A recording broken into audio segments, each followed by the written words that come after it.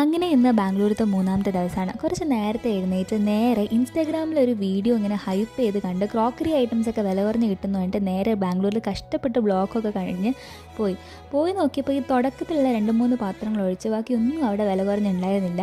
ഈ കാണുന്ന പാത്രങ്ങളൊക്കെ നമുക്ക് കേരളത്തിൽ ഇതിനേക്കാളും നല്ല വില കുറഞ്ഞ് കിട്ടായിരുന്നു. അങ്ങനെ കുറേ ടൈം വേസ്റ്റായി. ആ ഒരു സങ്കടത്തിൽ നേരെ രണ്ടാമത്തെ പ്രാവശ്യം ഞങ്ങൾ ഡിമാർട്ട് പോയി. ഫസ്റ്റ് ഡിമാർട്ട് പോയ സമയത്ത് അവിടെ അധികമൊന്നും കിട്ടിയിട്ടുണ്ടായിരുന്നില്ല.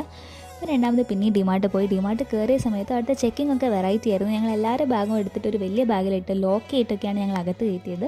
അതിനുശേഷം അവിടുന്ന് കുറച്ച് അവിടെയൊക്കെ നല്ല ഡ്രസ്സും ചെരുപ്പുകളും ഇങ്ങനത്തെ ടോയ്സും പിന്നെ സ്റ്റേഷനറി ക്രോക്കറി ഒക്കെ നല്ല വില കുറഞ്ഞിട്ടുണ്ടായിരുന്നു. എനിക്ക് പിന്നെ ഞാൻ വേറെ എവിടെയും പോകാതെ സ്റ്റേഷനറി തന്നെ കുറച്ച് നേരം നോക്കിക്കൊണ്ടിരുന്നു. അവിടുന്ന് കുറച്ച് സാധനങ്ങളൊക്കെ എടുത്തു. പിന്നെ അതിനുശേഷം ക്ലോത്ത്സും എല്ലാം എടുത്തു. അവിടെ ക്രോക്കറി ഐറ്റംസ് അങ്ങനത്തെ കാര്യങ്ങൾ മാത്രമല്ല, അവിടെ ഫുഡും എല്ലാ കാര്യങ്ങളും ഉണ്ടായിരുന്നു. അങ്ങനെ അവിടെ തന്നെ കുറേ നേരം കഴിഞ്ഞു. അപ്പോൾ അത്രയേ ഉള്ളൂ. അടുത്ത പാട്ട് നെക്സ്റ്റ് വീഡിയോയിൽ. ബൈ.